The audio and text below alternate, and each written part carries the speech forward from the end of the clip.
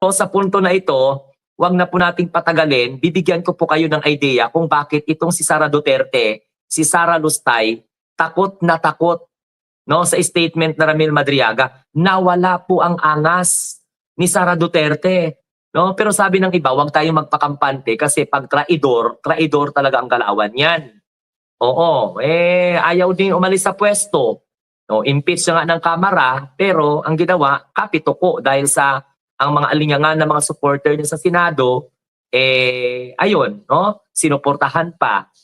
So, delikado itong pananahimik ni Sara Duterte. Parang parang may something, no? Parang may something itong pananahimik ni Sara sa kabila ng pagdawit sa kanya at saka yung Biacham, yung connected din sa Pogo, may link din pala doon kay Sara Duterte. So kung pagbabasihan po natin, tuloy-tuloy ang paglabas ng baho.